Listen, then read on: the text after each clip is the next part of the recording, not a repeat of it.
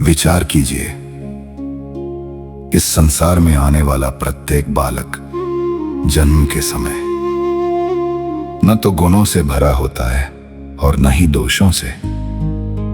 उसके हृदय पर न अच्छे संस्कार अंकित होते हैं न बुरे संस्कार।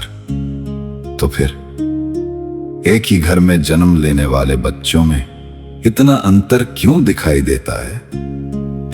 किसी के भीतर करुणा होती है, किसी के भीतर क्रोध। कोई सत्य के मार्ग पर चलता है तो कोई असत्य की ओर आकर्षित हो जाता है। क्या हमने कभी विचार किया है कि ये सब आता कहां से है? सत्य ये है कि बालक केवल माता पिता की बातों को नहीं सुनता, वो उनके जीवन को भी पढ़ता है। जो शब्द वो सुनता है, जो व्यवहार वो देखता है और जो इच्छाएं वो अपने घर में अनुभव करता है, वही उसके हृदय के संस्कार बन जाती हैं। जिस प्रकार बार बार चलने से एक पगडंडी बन जाती है, उसी प्रकार बार बार दोहराए गए विचार, शब्द और कर्म हृदय पर संस्कारों की पगडंडी बना देते हैं। माता पिता के हृदय की इच्छाएं अक्सर उनकी संतानों का स्वभाव बन जाती हैं। यदि घर में लोभ का सम्मान होगा तो बालक लोभ सीखेगा। यदि घर में क्रोध का वातावरण होगा तो बालक क्रोध सीखेगा। और यदि घर में धर्म, सत्य और करुणा का आदर होगा तो वही उसके जीवन की दिशा बनेगा। कितनी रोचक बात है। हम चाहते हैं कि हमारे बच्चे हमसे बेहतर बने, लेकिन कई बार अनजाने में हम अपनी कमजोरियां भी उन्हें सौंप देते हैं।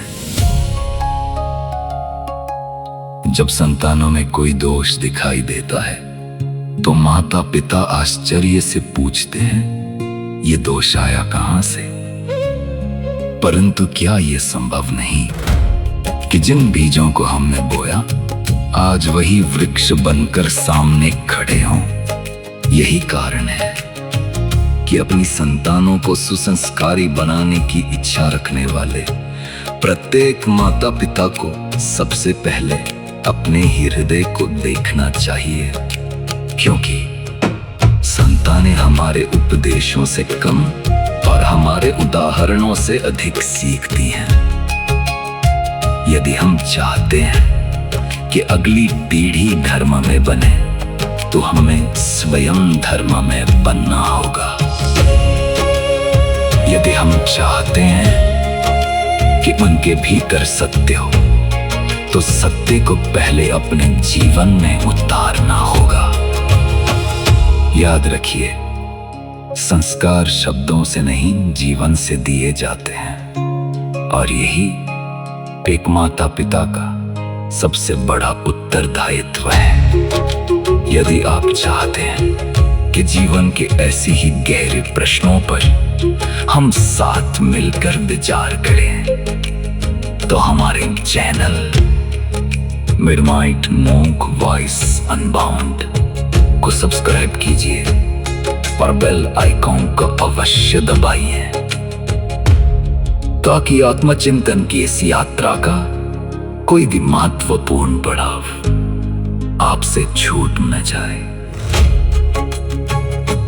जय श्री कृष्ण।